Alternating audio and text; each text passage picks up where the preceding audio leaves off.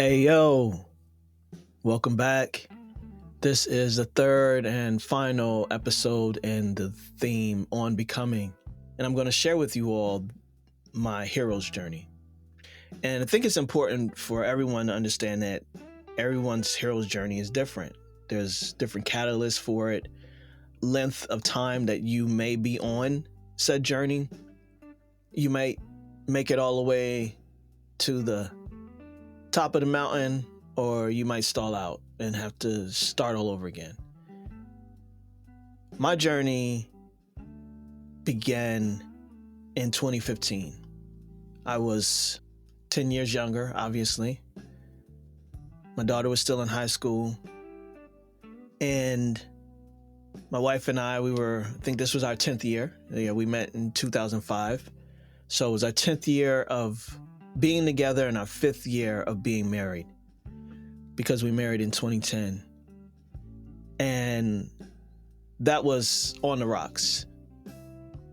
You know, when two people meet in their 20s and they are both coming from situations and families that have caused harm, trauma even, and then you bring two people together who are hell-bent on loving one another, but simply aren't equipped to know how.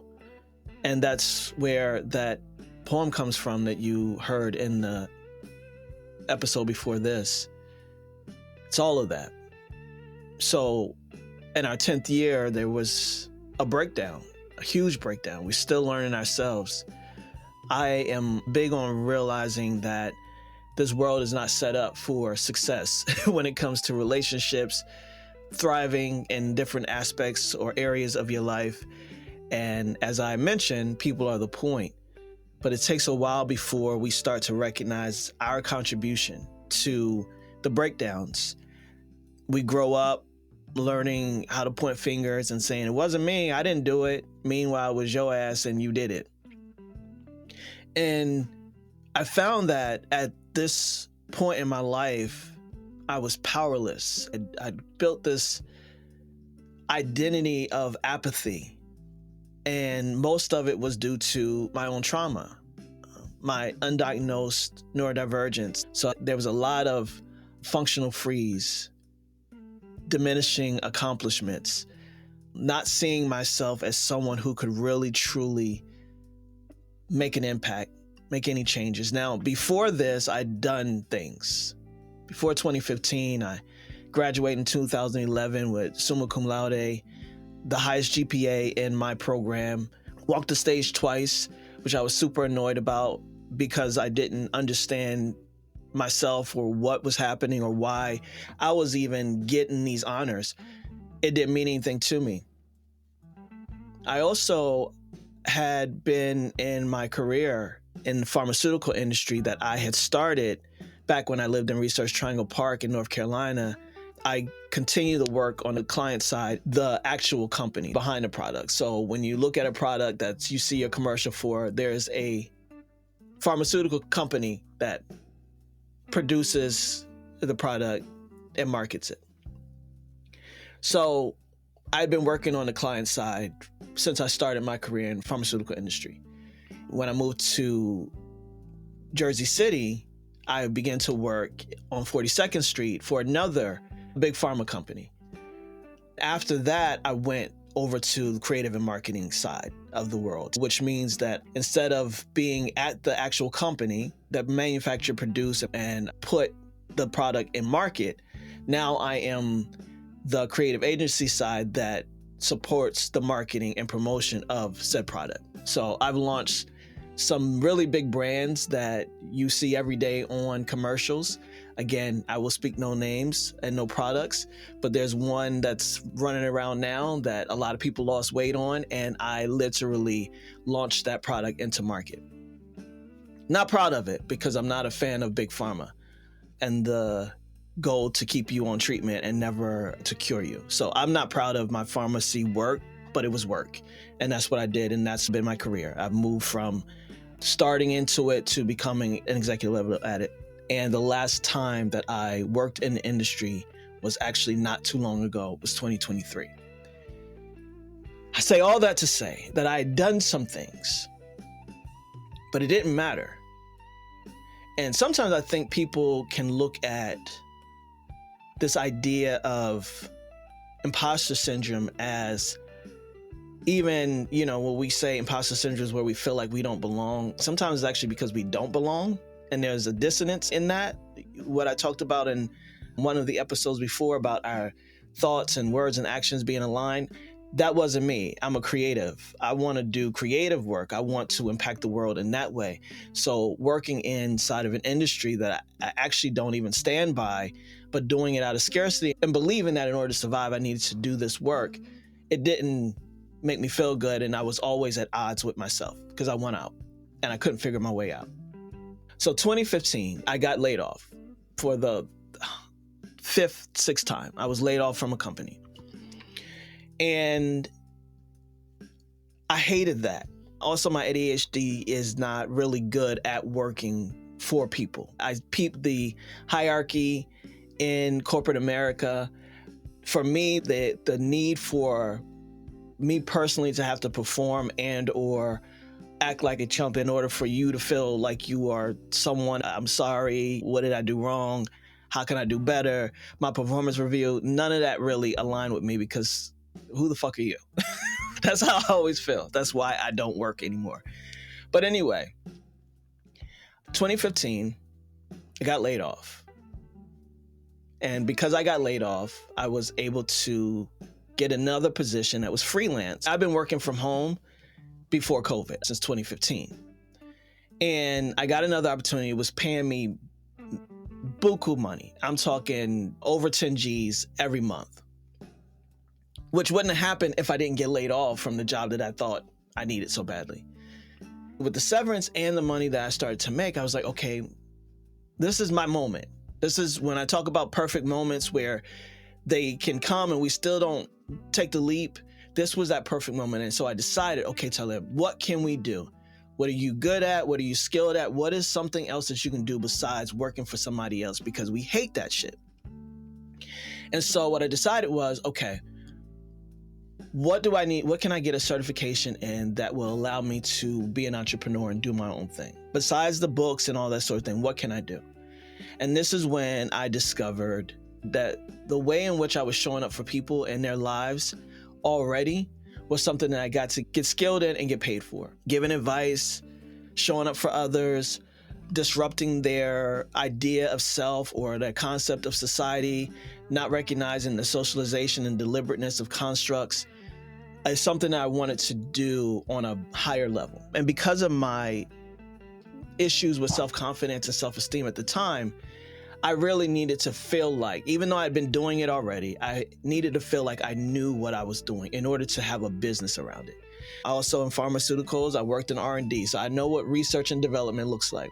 I started to do my research, found this coaching program called IPEC, the Institute of Professional Excellence in Coaching. And IPEC, unlike anything else that I was looking at, had a really robust program. And I wanted that. I didn't want a $300, okay, here you go, your certification, a couple of hours. All right, you're now a life coach. Go off, but that's not what I wanted. I wanted to really understand what life coaching meant and how to operate it as a business and impact as many lives as I could. So sign up for IPEC. IPEC was well over 10 G's, over a year of my life. And so often I get mistaken when I say I've been a life coach since 2015 because I started the coaching program in 2015 and I ended up graduating in 2016. I joined another cohort in order to finish and get that certification, which happened in 2016. So that's why my brain be messing that up every once in a while. Anyway, I started IPEC, and incidentally enough, IPEC is when I started my self-awareness work. So I went there thinking, okay, I'm about to learn how to support others. And what it really did was shine a light on me. Emotional intelligence, I had none at the time. My contribution to how my life was going, good, bad, or effed up, I was a contributor. Thinking that A gas smell that was all around me, blowing stuff up, was somebody else, like looking back, like, who set that fire? Where did that explosion come from? And the answer was me. I'm the fire starter. I'm the explosion master. I did it all. And I didn't realize that. So while I was looking at everybody else and saying, my wife was doing this, or my daughter was doing this, or my mom or my dad, people, I didn't see the fact that I was the one constant in my life that was making everything work or not. And IPEC shined a light on that.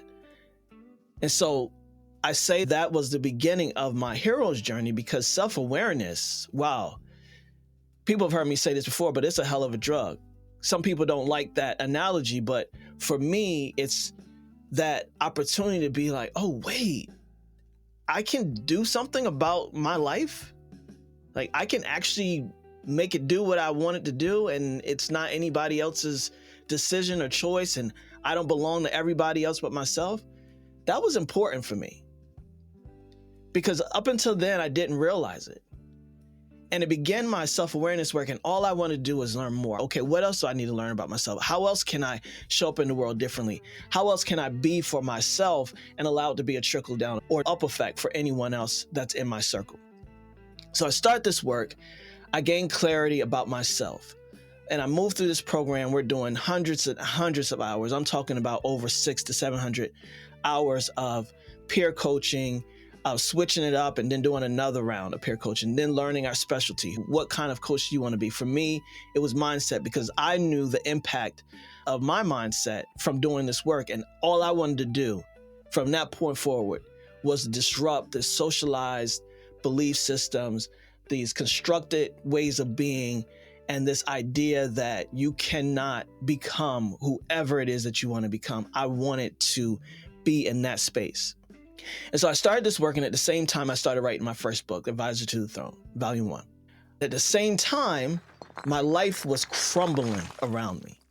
My wife and I were in a serious breakdown, more serious than it's ever been. The great news is that June 13th, we would have been together for 20 years, and we're more in love than we've ever been in our lives. And one reason is that we see each other differently. We see ourselves differently. And that's a big difference in any relationship. So I start this process of understanding myself, understanding how I'm contributing, and recognizing that I have a choice. And my belief system is that when you realize that you have a choice, everything changes. Everything. And as my life is crumbling personally, I'm still trying, still showing up. But I tell my coaching clients, or anybody who wants to listen, that once you become aware of certain things, or begin to understand different ways of being, or how to show up in the world, it's not a light switch. There's still a lot of unlearning, a decolonizing of the mind, of the spirit. And it's still a process. And then you see the people around you aren't doing the work, and you're trying to show up on a different level, and they're still at their same level. No shade, but that's what happens. Anybody who's done the work understands that. And we start to feel entitled that other people need to get on board, start to learn a different language, start to understand that they too can show up differently and be different. But that's not how it works. And I tell folks all the time that you, myself, we're not entitled to anyone else's journey. It's theirs. And if anybody changes because you say to do it, then that's not a change. It's just a performance. So it's really important that we recognize and choose to be with people, no matter how long it takes them, or the other opportunity is to leave them the hell alone. I digress. So I go from IPEC and doing all this work, and I get my certification, dual certified as a coaching professional and also an energy leadership master practitioner. And what that means is that I was able to recognize how much of our energy and our energetic output and input rules our lives. And we're getting energy from everywhere. So we have to be very discerning and intentional about that. So I finished my certification. I'm happy about that, but I am still the same person. I haven't really changed. I just understand different, and I'm clearer now about who I want to be, but the tools to be that person are still a long ways away. I have to actually experience and experiment my life before I can just say, okay, boom, this is me. I got it now. I went straight, like literally the weekend, I got my certification the week before I entered Momentum. So we're talking about finishing IPEC in a 4-day module every day, going into New York, sitting down in this Marriott, having these cohorts, getting closer to my certification, signing up for my tests in order to prove that I can coach folks in real life. That week goes by. The following week, I'm in another 4-day at Momentum Education. So when I tell you self-awareness is a hell of a drug, I didn't want to stop learning about myself and who I get to be if only I know and understand that I get to be whatever the hell I want. So I go to Momentum, and I told you all about that in the last episode. So I go through that process, and inside that, my wife and I, we're figuring it out. We've destroyed it, and now we're rebuilding. And we both go through Momentum, which is great because we are actually speaking similar languages now, and we know how to show up differently with each other and for each other. However, we're still trauma responding and trauma reacting, which is something that traumatized people do. And so I go through Momentum, hell of an experience, changed my life. Like I said, all the things that I've created since then happened because I put it on that list of achievements that I wanted to get done, and I started doing it, and then life begins to unfold. But in that time frame, right, if I could take you back to a day of when that intentionality really truly started, I remember being heartbroken, just really in a bad space. Ideations are happening. I'm feeling worthless. Everything is a confirmation of all the things that I've been told as a kid. I'm stupid. I don't know what I'm doing. I'm undeserving. I'm unworthy, despite the work that I'd done. But I was still going through the breakdowns and the upset, heartache that had been my life since I was a kid. And all it did was confirm for me, yeah, you think you're doing better. You believe that you are capable, but look at your life. Clearly, you're not. You ain't worth shit. You never will be. And this is the culmination of that. This wouldn't be the one and only time where the life that I was experiencing and my internal were in a huge knockdown, drag out. And I remember laying in the bed one night alone and feeling down, but also recognizing, because I'd done the work, that I was an active participant in what was happening. I was raising my hand and say, this hurts, this sucks, I don't want it anymore, but come on, keep it going. I'm here for it. And I was laying there and just messed up. The ideations had been heavy that week. Just feeling, you don't matter, bro. Let's just be done, because it doesn't matter and you don't matter. And I remember this internal voice saying, if this was your last night on earth tonight, and for whatever reason, whether it's you or some other circumstances, you don't wake up, is this how you want your life to have been? Are you cool with the way that it has gone and how you're feeling right now in this moment? If this was it and the way you are feeling, would this be how you want to go out? And through tears and really just a realization that I had so much that I hadn't yet done, so many ways that I could actually experience life, I was able to respond and say, hell no, nah, man, this can't be it. And it's when I gained that very philosophy that life is short, but it's the longest thing that you or I are ever going to experience. So be in pursuit of the life that you want. Because in truth, life can end at any time for any of us. We know this. We're human beings. We've seen the cycle of life. I'm not saying anything profound or that you don't know. It just is what it is. And when I said that, hell no. I got up from that bed and I started writing down the things that I actually wanted to experience. Joy, peace, love, care, support, friend groups that see me, that love on me, that encourage me. And I'm not saying that I didn't have friends at the time that were doing that, but they weren't making the impact because I was still so caught up in my lack of mattering and worthiness. So I write down all these things and I know that I get to be intentional around if I'm going to have the life that I want to experience. And so I set out to do that. I talked to you about my Mastermind Connect brothers. That was an intentional outreach. I did my research. Who's out there? What's going on?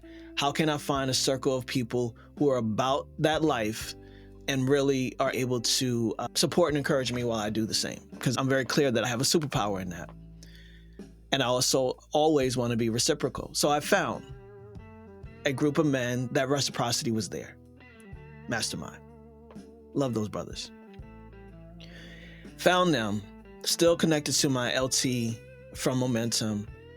Reaching for them, they're reaching for me. We're doing what needs to be done. I truly believe that each of us has our role, our place in society and the world, and that we have this capability of changing anything that we want to change. And sometimes the world looks big and we feel like I can't do anything about Palestine. I can't do anything about Sudan or Congo or Haiti or America right down the street. I always say I'm good on any MLK Boulevard because I lived off of MLK Boulevard for 13 years, and there was a street that we were in between, and they called that Little Baghdad. No disrespect to Baghdad, but they were basically calling it that because of the violence that was there. Now, I lived in a great home in this area, garage, fenced-in backyard. Basically, it was my own little sanctuary. I pull it in my garage. All of that stuff was out there. Not that we weren't impacted by it, but anyway, I'm a big believer that one person can create extraordinary results. I'm impacting lives through my coaching, but also it's a mutual benefit. As I'm impacting their life, I'm growing, I'm learning, I'm understanding different folks' perspective and their problematic areas and the traumas that they have and what they're working to overcome.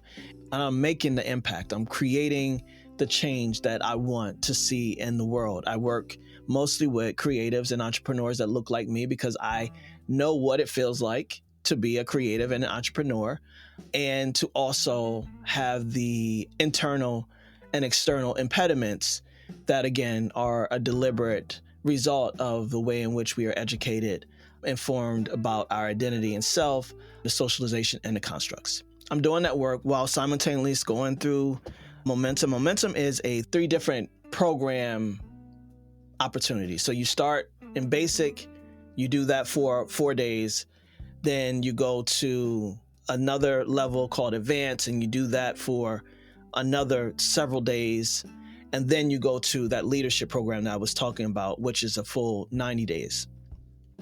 And so I'd done all of these levels while doing the work, while changing and understanding myself better. And at the end of it, I have moved into a space of improvement, betterment. I am no longer working with that freelance company, but that's okay. My coaching business is thriving.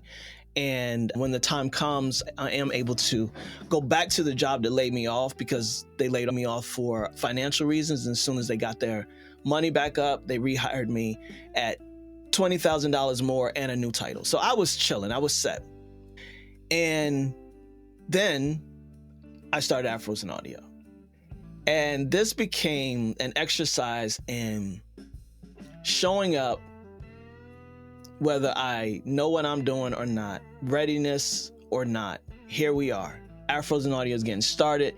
There were several times, especially in that first one, where I would look myself in the mirror and ask myself, what the were you thinking, my dude? Like, why did you think? Because when Simeon said start an event and meetups, here's the problem. I didn't know how to facilitate a 2-hour meetup or a 2-day conference, which it was at the time. Now it's 4 days. But I jumped in. I jumped in, one, because I'm already in my 4th decade of life, and I've spent a lot of time not doing shit because I didn't believe in myself. And I was in a mattering conversation that can mess up a whole lot of things, relationships, opportunities. If I don't matter, if I'm not worth it, then I'm going to absolutely decline it. No, thank you. And so when I jumped into Afros in audio and I started doing it, and there was times where I joke about that Homer Simpson meme where he starts to go into the bushes till you can hardly see him. That was me. But again, once I say something out my mouth, which I'd done to my mastermind, Connect Brothers, which I started promoting the conference, it had to go. Well, a month to the day of the first conference in June, we lost the venue that we had been holding. So that conversation I had with Minister where she said, where's the conference going to be? And I told her, and she said, okay, that was a done, closed conversation. Guess who I was on the phone with? Minister Jazz. Okay, I need a venue. I just lost it. That's after I ugly cried, because my sister had shared maybe 2 weeks before that really supported me, was that how she experienced me was that I just kept moving. Like I never stopped to feel, to pause, to understand what went wrong, how I could do better, how I could feel better about it. I just simply would be like, it's over, done, move on, let's keep going. Ayanna Van Zandt, in her show Fix My Life, she said something that was very profound, and that was simply, if it's under the rug, it's still in the house. And so my desire to just keep moving like a soldier, and I'm not tripping, I ain't worried about it, okay, that happened, it's okay, I'll keep going. What I didn't realize is that I wasn't mending my broken heart every time. And so that would take its own toll, and that would be an aspect of what was still under the rug. And so after I lost the venue and I'm getting ready to do the biggest thing I've ever done in my life, I make sure to feel. I cry, I take the time to really feel the disappointment, and damn, I'm finally showing up and saying, I'm ready to be seen, be heard, move into the direction which I'm called to do, and this happens. I reached out to Minister and we figure it out. There was some conflicts and all that sort of thing. There's some stories that I can't wait to tell y'all, but it's not for this right now. And we make it happen. Inaugural conference done, in the bag. And now, fast forward. First year, pull it out the mud. Second year, pull it out the mud. Third year, pull it out the mud. Fourth year, you got it. I pulled it out the mud. Fifth year, the mud has turned into clay and gravel. What I'm trying to pull from is nothing to pull. And this single moment of disappointment, setback, being distraught that what I'd worked for 5 years was still in jeopardy, still threatened by the lack of resources and support from an industry that I know that we're impacting. And I went back to that time in my life where the ideations were real and the confirmations, of course, of course this would happen. Remember, Talib, you aren't enough for this. You never have been, you never will be. And I spent that summer, wow, you all wouldn't believe it if I told you. Let's just say give thanks that I'm right here on this mic right now talking to you, and I didn't let that take me out. Instead, it was what I describe as the big boss moment. Anybody who plays video games knows the big boss. And sometimes there's several big bosses in a game, but then there's that final one that you're going to die a couple of times in the game and you just got to restart and keep going. So I would say all 4 years up until then was a big boss. And the 5th year was the final boss. And so I wrestled with myself and I'm confirming all the things that I once believed about myself. But I'm also now, I'm like, what? Wait a minute. None of that is true, actually. Like, you pulled this out the mud for 4 years straight. And even though it felt like you didn't have support and or resources, the fact that it happened means that you did. And something I learned in Momentum is that it's not how it turns out, it's that it turns out. And it happened every year, no matter what. Maybe people didn't know the struggles. A lot of times when people see you out front, and this happens when I'm coaching, speaking engagements, and Afros and audio, people have a perception of what success looks like, but they don't understand that internally, there's still a measurement of success. And I hadn't met my measurement of success yet. I still haven't, to be honest with you. But we're getting there. And the difference is that this final boss moment, the culmination of this hero's journey, helped me to understand that I am enough for this genius inside me. I know what I'm doing. I know how to do it. And what my journey isn't meant for anyone else. Every challenge, triumph, victory, loss was meant for my own personal growing up. When I read that quote by James Baldwin, and I put that in the beginning of the poem, "Love is a war, love is a battle, love is a growing up," oftentimes that quote has people thinking about their relationships, people outside of themselves. But love is a war, love is a battle, love is a growing up happens internally too. And so all this time I had been learning to love myself, see myself, hear myself, all while asking and waiting for other people to see or hear me. I wasn't hearing myself. I wasn't seeing myself. And during this final boss moment, when I would get on my Riker, I drive a 3-wheel Can-Am Riker, and I drive down to where I grew up in Quantico. I go to the fishing pier that my great-grandmother would take me and my sister to, where we learned how to crab and where I still go and crab. And there was one time where I parked the bike, and I remember walking down to the end of the pier. And when I looked back, I saw this elderly woman sitting at the edge of the pier who was not there when I pulled up. And I saw her, and I didn't want to stare because then I'm like this black man there who looks back, and there's an elderly woman, and I'm looking like, the fuck? I didn't want to look too long. So I turned my face, and then I was like, okay, I got to find a reason to look back because what the hell? Person's gone. Of course, I think that was Mama Lena. There's also an area called Nanaco Park. And my great-grandfather had a job at this park, which was to pull the ferries under the bridge.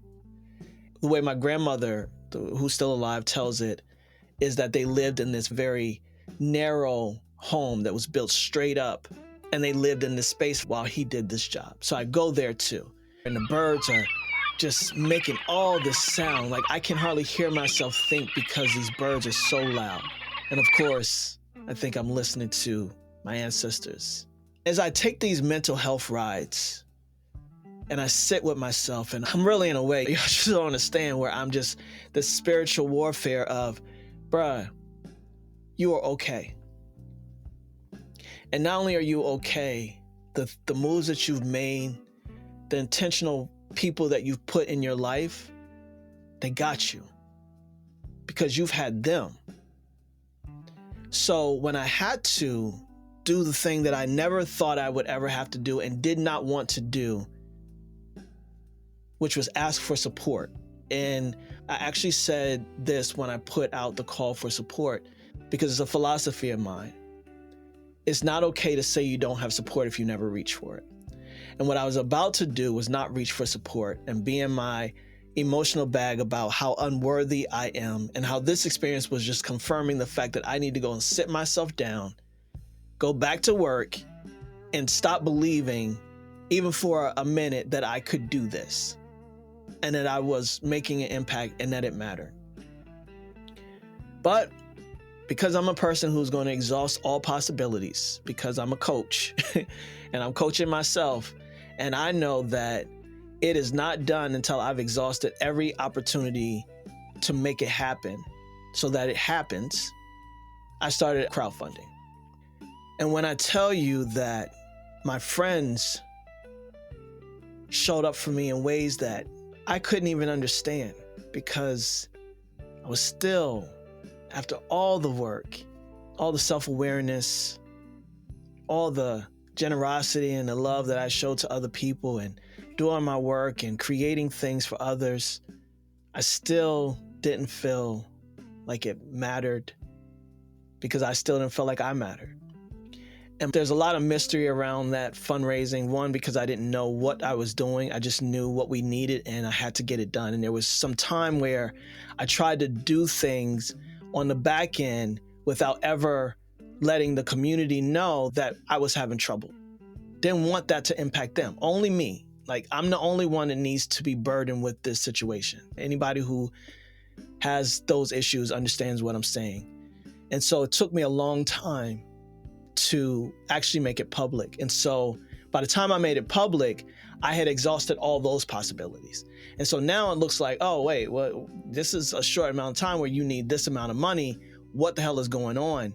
I was simply doing the next step in exhausting what the opportunities were to make the 5th annual conference happen.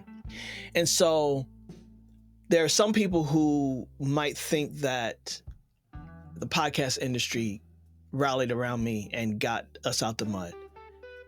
No, there was some support there. And when I say some, I'm talking about a small percentage. The people who made the difference in making Afros and audio happen were those people that I've intentionally put around me in my life.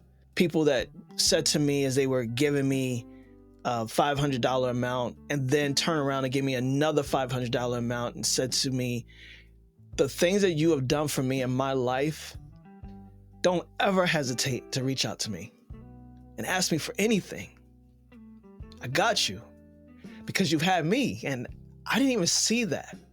I had no clue the way that I showed up for other people, that they would see that as the moment I have an opportunity to do the same for you, I will. And that helped me to understand my place in the world. Because until then, I was just seeing myself based on my trauma, based on my heartache, based on the abuse that I received as a child. I was still there. I was still very much in it, no matter what I was doing on the outside world, no matter what it looked like to other people. I still didn't believe that I was enough for anybody to care about.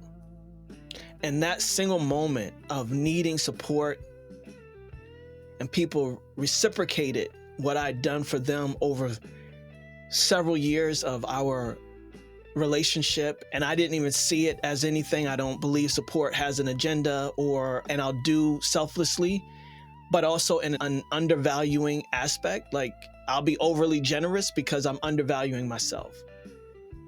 And in that moment, not only did their show up for me help me to recognize that, oh, they see me and they hear me, it also helped me to understand, like, what the fuck are you doing here in self-pity, and who I am and the impact that I make forever from this point forward. That's no longer true. And instead of you continuously pulling out evidence from the back of the closet, from under the table, from under the rug that proves I'm not worthy, I'm not enough, people don't care, I'm not supported, all of that evidence, you need to get yourself a shredder and or a fire pit and burn it, because it's no longer true and you no longer get to move like that. That was the final boss. And today, who you have is someone who was almost taken out by that boss several times over. I can't share with you the depth of despair that I was in and how I was making it true. All while coaching, all while planning and moving forward with the next conference. I was doing nonprofit podcast work. So some of that was an invoice became due, over $10,000 that I was able to put towards the conference. So still, I'm pulling out the mud myself personally. But it was my friends and myself and some of the industry. Again, thank you. I appreciate everyone who showed up. But that was the moment where I said, I get it now. I get it. And from this point forward, I will never dumb myself down because folks don't or won't get it. I won't shrink and pretend as if the way in which I've been able to make things happen is for someone who ain't about it, ain't about this life, because this life ain't easy. And I will recognize that what I'm up to matters. And for me, that means I'm gonna act accordingly. When you understand who you get to be in this world, you begin to act accordingly. If you don't, then what the hell? What are we doing? What's the point? So that's the story of my becoming. I'm not the same I was last year, the year before that, or the year before that. And it's been a 10-year journey to get to this point. I relay this story in hope that it disrupts others, that it allows space for you to recognize that life unfolds. And no matter if we're in front of the room or sitting in a seat in the room, we have our own personal journeys that is going to happen for our lives, no matter what's going on and no matter who's involved. Because my becoming could have only happened on my terms and could have only transpired with me doing the things that I've done in order to become the person that I am. And anyone else's thoughts, opinions, beliefs on what could have been done better or should have done better, this is not your journey. It's mine. And for whatever your journey is and whatever conference you create, you are welcome to do and be and act and create anything you'd like. But for me, this was mine. This was the one that the universe had set up for Talib Jasir to endure. And if you get nothing else out of this episode and this theme of on becoming, is that anything is possible. And I have a friend, JD, when we were out in Denver going to the Marley Brothers concert, me and a couple of my boys, we were in the house and there's about 6 of us. And he says, Talib's toxic trait is that he can make you believe that anything is possible. And I was like, I'll take that. That's fine. Because anything is. With effort, with not folding, not quitting, believing that what you were specifically downloaded to do and to be is meant for you to be and do. And whatever you want to have is within your possibility as well. There's support, there's reciprocity, there's these dreams that get to be turned into reality, but only if you access your ability to choose the life that you desire. Once again, life is not short. It is the longest experience that you or I will ever have. And what doesn't break you only shapes you. You ain't got to take my word for it. Dr. Maya Angelou wrote a book, Wouldn't Trade Nothing for My Journey Now. You get to interpret that how you want. For me, my childhood trauma, my adulthood heartbreaks, my experiences and experimenting with myself and where I get to go in this world and how far I get to go, it was all a journey. And without those aspects of life, those setbacks, those disappointments, those victories, the people that entered, the intentionality behind the deliberateness of how I experience, I wouldn't be who I am today, and I'm still unfolding, still healing, still learning, understanding, improving, Kaizen, a little bit every day. And that's my coaching.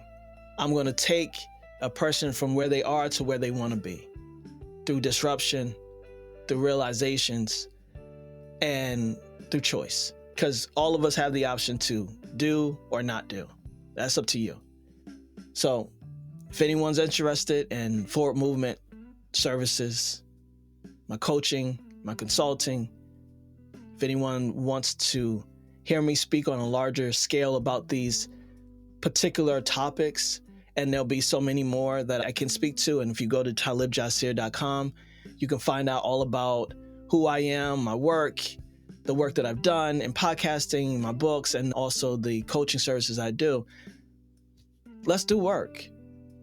Because sometimes we can't do it alone. And that's where people like myself come in. We're moving into our 7th Afros in Audio Podcast Festival. I'm very proud of that. I'm about to write my 5th book. I'm sharing my poetry more publicly. I'm doing speaking engagements, which I do all the time, but I'm actually getting paid for them now. But I'd be nowhere without the journey. So keep pushing, keep moving towards your North Star, whatever that is for you. And one day, like our homeboy Common said in 1997, one day it all makes sense. This has been Grumpy Wizdom on Becoming. I'm Talib Jasir. And until next time, peace. Hey, yo, if this episode sparks something in you, don't keep it to yourself. Follow or subscribe, rate the show, drop a review, and pass it on.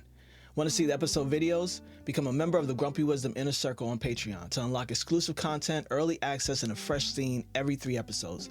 Join now at patreon.com/grumpywisdom. To explore more of my creative work or connect professionally, head to talibjasir.com. And podcast fam, if you create, produce, or move in audio, don't miss the 7th annual Afros in Audio Podcast Festival, October 16th through the 19th in Baltimore. Details at afrosinaudio.com. All links are in the show notes. Thank you for listening. Let's ride.